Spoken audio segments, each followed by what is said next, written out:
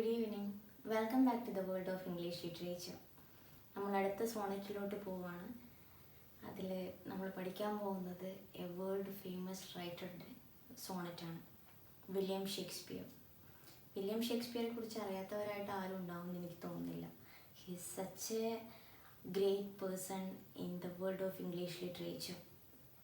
He is a famous playwright, poet and an actor in the age of Renaissance. He is considered one of the greatest writer of all the time, and his works capture the range of human emotion and conflicts. But yet the personal life of William Shakespeare is shrouded in a mystery. We are getting some outline of his personal life by using two sources. One is his own works such as dramas, poems, and sonnets and his sonnets, and the other is the official documentation of church and court. On the basis of church records, William Shakespeare was baptized at 26th April 1564. So assumes that he was born at 23rd April 1564. Overall, people believe that William Shakespeare is the greatest writer of all the times, and his works are about love, life, death, mystery, magic, etc. And most famous works are Macbeth, Othello, Hamlet, King Lear, Romeo and Juliet, and etc. So he is the most famous dramatist of all the times, and he wrote 37 plays and 154 sonnets. Out of that, we are going to study sonnet number 146. We know sonnets are introduced by Petrarch in 14th century, and it was introduced in English literature by Thomas Art in 16th century. ഷേക്സ്പിയറിൻ്റെ സോണറ്റുമായിട്ട് മറ്റു സോണറ്റ്സുമായി compare ചെയ്യുമ്പോൾ ഷേക്സ്പിയറുടെ Sonet വ്യത്യസ്തമായിരിക്കുന്നത് theme ബേസിസിലാണ്. ഇപ്പോൾ usual സോണറ്റ്സിലൊക്കെ കാഷ്വലായിട്ടുള്ള മറ്റ് റൈറ്റേഴ്സിൻ്റെ സോണറ്റ്സിൽ നമ്മൾ കണ്ടുവരുന്നത് സാധാരണ love അല്ലെങ്കിൽ failed love, നഷ്ടപ്പെട്ടു പോയ പ്രണയം, ഇതിനൊക്കെ കുറിച്ചിട്ടാണ് മറ്റ് സോണറ്റ്സിലൊക്കെ മെയിനായിട്ട് കണ്ടുവരുന്ന തീംസ് എന്ന് പറയുന്നത്. പക്ഷേ ഷേക്സ്പിയർ അതിൽ നിന്ന് വ്യത്യസ്തമായിട്ട് അദ്ദേഹത്തിൻ്റെ സോണറ്റ്സിൽ ഒരു ഹാഫ് പാർട്ടിൽ വരെ അദ്ദേഹം ഇൻട്രൊഡ്യൂസ് ചെയ്യുന്നത് എ യങ് മാനെയാണ്, ആൻഡ് ദ അതർ പാർട്ടിൽ എ ഡാർക്ക് ലേഡി. ഈ ഒരു രണ്ട് ക്യാരക്ടേഴ്സിനെയാണ് ഷേക്സ്പിയർ മെയിൻ ഇമ്പോർട്ടൻസ് കൊടുക്കുന്നത് അദ്ദേഹത്തിൻ്റെ സോണറ്റ്സിലൂടെ. ഇതാണ് മെയിൻ വ്യത്യാസം എന്ന് പറയുന്നത്. And main themes of Shakespearean sonnets എന്ന് പറയുന്നത് passage of time, love, beauty. ഇപ്പോൾ പറഞ്ഞതുപോലെ ഷേക്സ്പിയറിയൻ സോണറ്റ്സിനെ 154 സോണറ്റ്സ് നമുക്ക് രണ്ടായിട്ട് തരംതിരിക്കാം. അത് ആദ്യത്തെ 1 to 126 എന്ന് പറയുന്നത് ഫെയർ മാൻ സീരീസ്, ഫെയർ യൂത്ത് സീരീസ് എന്നും, രണ്ടാമത്തെ 126 to 154 വരെയുള്ള സീരീസിനെ ഡാർക്ക് ലേഡി സീരീസ് എന്നാണ് അറിയപ്പെടുന്നത്. അതിൽ ആദ്യത്തെ പാർട്ടിൽ ഷേക്സ്പിയർ അഡ്രസ്സ് ചെയ്യുന്നത് ഒരു യങ് മാനിനെയും, സെക്കൻഡ് സീരീസിലുള്ള ഡാർക്ക് ലേഡി സീരീസിൽ അദ്ദേഹം അഡ്രസ്സ് ചെയ്യുന്നത് എ ഡാർക്ക് ലേഡിയുമാണ്. അതുകൊണ്ടാണ് ആ ഒരു ഡിഫറൻസ് രണ്ടായിട്ട് തരംതിരിച്ചിട്ടുള്ളത്. നമ്മൾ പറഞ്ഞ പോലെ സോണറ്റ് എന്ന് പറയുന്നത് ഇസ് എ 14 ലൈൻഡ് പോയം, 14 വരികളുള്ള പോയത്തിനെയാണ് സോണറ്റ് എന്ന് പറയുന്നത്. പെട്രാർക്കൻ സോണറ്റും ഇംഗ്ലീഷ് സോണറ്റ് തമ്മിലുള്ള മെയിനായിട്ട് വ്യത്യാസം എന്ന് പറയുന്നത് പെട്രാർക്കൻ സോണറ്റിനെ രണ്ടായിട്ട് തരംതിരിക്കാം, ഒക്ടേവ് ആൻഡ് സെസ്റ്ററ്റ്. ഒക്ടേവ് എന്ന് പറയുന്നത് ആദ്യത്തെ 8 വരിയിനെ 8 ലൈൻസിനെ ഒക്ടേവ് എന്നും, അവസാനം ബാക്കി വരുന്ന 6 ലൈൻസിനെ സെസ്റ്ററ്റ് എന്നും പറയുന്നു. അതിൻ്റെ റൈം സ്കീം വരുന്നത് ABBA CDE അങ്ങനെയാണ്. അതിൽ നിന്ന് വ്യത്യസ്തമായി ഷേക്സ്പിയറിയൻ ഓർ ഇംഗ്ലീഷ് സോണറ്റ് നമുക്ക് തരംതിരിക്കാവുന്നത് ഇങ്ങനെയാണ്: 3 quatrain and 2 couplets. Quatrain means 4 ലൈൻസിനെയാണ് ക്വാട്രെയിൻ എന്ന് പറയുന്നത്. അങ്ങനെയുള്ള 3 ക്വാട്രെയിൻ ഉണ്ടാവും. അപ്പോൾ എത്രയായി? 12 ലൈൻസായി. ബാലൻസ് വരുന്ന 2 വരികളെയാണ് ലാസ്റ്റ് കപ്ലെറ്റ് എന്ന് പറയുന്നത്. ഇതിൻ്റെ റൈം സ്കീം എന്ന് പറയുന്നത് ABCDE EFGG എന്നതാണ്. So we are starting. Poor soul, the center of my sinful earth. Sonnet number 146. Moving into the first quatrain. Poor soul, the center of my sinful earth, held by these rebel powers that thee array? Why dost thou pine within and suffer death, painting thy outward world so costly gay? In this quatrain, the speaker addresses his poor soul and tells it the center of his sinful body. അദ്ദേഹത്തിൻ്റെ പാപിനിയായ ശരീരത്തിൻ്റെ സെൻറ്ററാണ് അദ്ദേഹത്തിൻ്റെ soul എന്നാണ് അദ്ദേഹം വിശേഷിപ്പിക്കുന്നത്. ആ സോളിനെയാണ് address ചെയ്തിട്ടാണ് first സ്റ്റാൻസയിൽ അദ്ദേഹം സംസാരിക്കുന്നത്. He thinks his soul is being a total chum these days. Instead of being the one who is in charge of telling the body what to do, it's being letting his body give all the orders. Actually ശരിക്കും ആരാണ്? നമ്മുടെ സോളാണ്, ആത്മാവാണ്, നമ്മുടെ മനസ്സാണ് ശരീരത്തിനെ നിയന്ത്രിക്കേണ്ടത്. പക്ഷേ ഇവിടെ ശരീരം എന്താണോ ആവശ്യപ്പെടുന്നത് അതിനനുസരിച്ചിട്ടാണ് എൻ്റെ ആത്മാവ് പ്രവർത്തിക്കുന്നത്.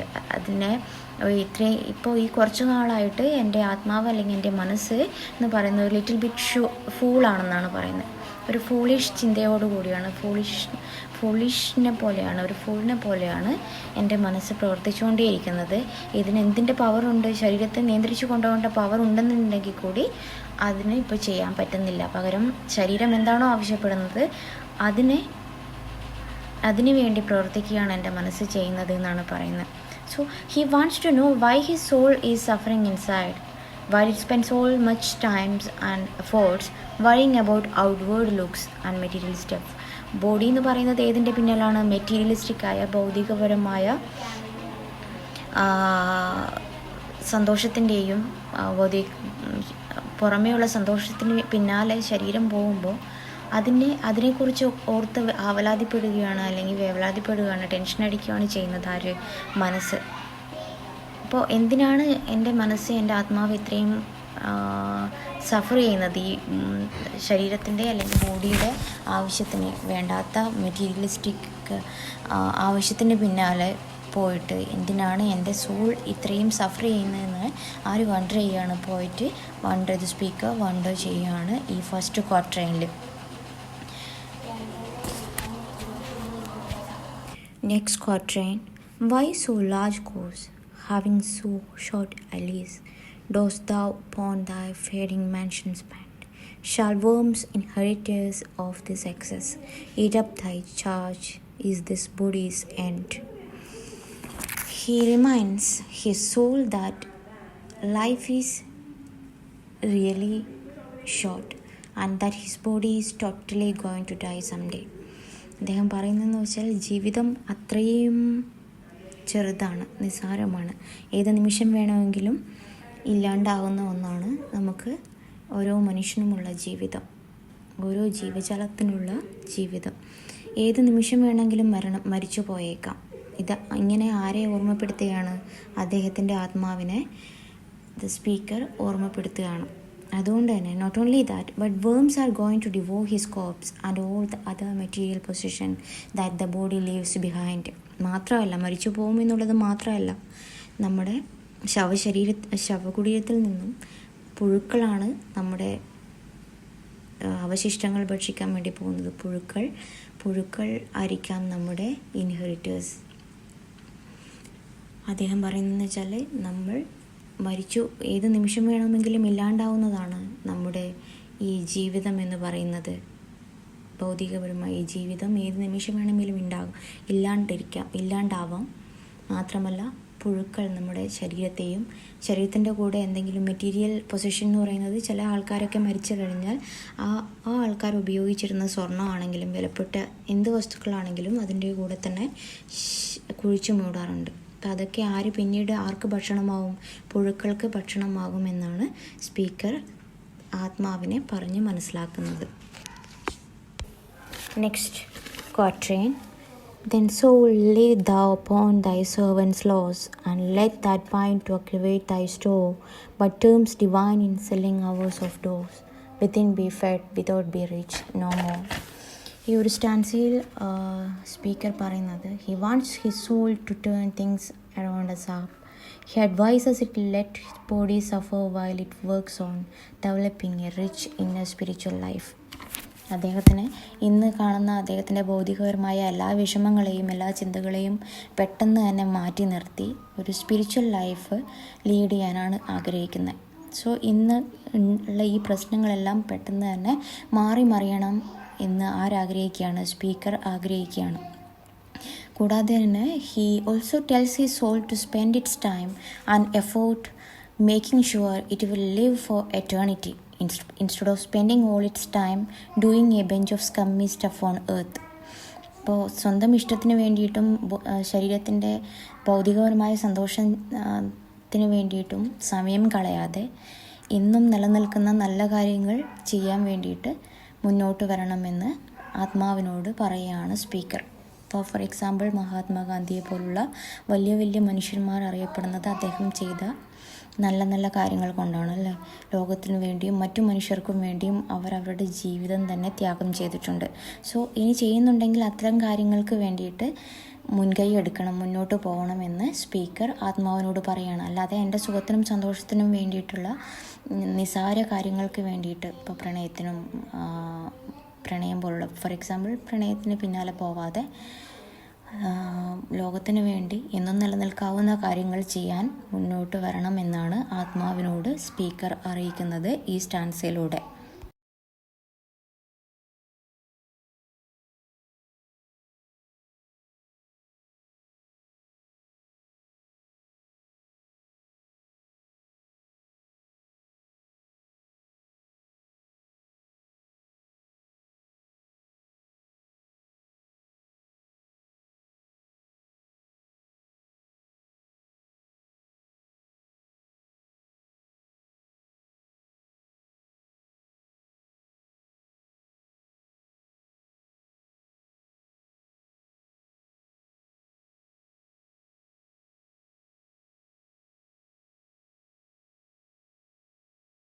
Last couplet. So shalt thou feed on death that feeds on men, and death once dead, there is no more dying then. Finally, the speaker says that if his soul does what he says, it will totally be able to defeat death. അദ്ദേഹം പറയാണ്, അദ്ദേഹത്തിൻ്റെ soul, അദ്ദേഹത്തിൻ്റെ ആത്മാവ് അദ്ദേഹം പറയുന്നത് അനുസരിക്കുകയാണെങ്കിൽ മരണത്തെ പൂർണ്ണമായും കീഴ്പ്പെടുത്താൻ അദ്ദേഹത്തിൻ്റെ ആത്മാവിന് കഴിയുമെന്നാണ് പറയുന്നത്. He says that even though death feeds on men's body, his immortal soul will never die. മരണത്തിലൂടെ നശിച്ചു പോകുന്നത് അദ്ദേഹത്തിൻ്റെ ബോഡി മാത്രമാണ്, ഒരു മനുഷ്യൻ്റെ ശരീരം മാത്രമാണ്. പുഴുക്കൾ അരിക്കുന്നതും ശരീരത്തെയാണ്. അദ്ദേഹത്തിൻ്റെ മനസ്സും ആത്മാവും എന്നും എറ്റേണലായിട്ട് നിലനിൽക്കും. അദ്ദേഹം പറയുന്നത് കേൾക്കുകയാണെന്നാണ് പറയുന്നത്. മരിക്കുന്നതിലൂടെ ആത്മാവ് വേർവിട്ട് പോകുന്നു എന്നാണ് പറയുന്നത് അല്ലേ. അപ്പോൾ ഇവിടെ പോയിട്ട് അല്ലാന്നുണ്ടെങ്കിൽ സ്പീക്കർ പറയുന്നത് അദ്ദേഹം പറയുന്നതനുസരിച്ചിട്ടാണ് അദ്ദേഹത്തിൻ്റെ ആത്മാവ് മുന്നോട്ട് പോകുന്നതെങ്കിൽ അദ്ദേഹത്തിൻ്റെ ആത്മാവ്, അദ്ദേഹത്തിൻ്റെ സോൾ എന്നും അനശ്വരമായിട്ട് നിലനിൽക്കുമെന്നാണ് പറയുന്നത്. ഞാനിപ്പം ഗാന്ധിയുടെ ഉദാഹരണം പറഞ്ഞ പോലെ തന്നെ അദ്ദേഹം മരിച്ചിട്ട് എത്രയോ വർഷങ്ങളായെങ്കിൽ പോലും ഇന്നും ഓരോ മനുഷ്യൻ്റെ ഉള്ളിൽ ആര് ജീവിക്കുന്നുണ്ട്? ഗ്രേറ്റ് മഹാത്മാഗാന്ധി ജീവിക്കുന്നുണ്ട്. അതുപോലെ തന്നെ എല്ലാ വലിയ വലിയ ആൾക്കാരും ജീവിക്കുന്നുണ്ട്. സോ ഇതുപോലെ അദ്ദേഹത്തിൻ്റെ മനസ്സും നല്ല രീതിയിൽ അദ്ദേഹം പറയുന്നതനുസരിച്ച് ജീവിക്കുകയാണെങ്കിൽ ദാറ്റ് വിൽ ബി, മരണത്തിന് ഒരിക്കലും അദ്ദേഹത്തെ കീഴ്പ്പെടുത്താൻ പറ്റില്ല എന്നാണ് ഈ ലാസ്റ്റ് കപ്ലെറ്റിലൂടെ അദ്ദേഹം പറഞ്ഞ് ഈ ഒരു സോണറ്റ് അവസാനിപ്പിക്കുന്നത്. Overall, this poem is about the speaker's love for a woman who treats him with contempt and cruelty. In this poem, the speaker talks to the soul, attempting to convince it to focus on inward spirituality and stop thinking of physical world. It seems that speaker is going to be able to cut off ties with the woman who consumes his everything.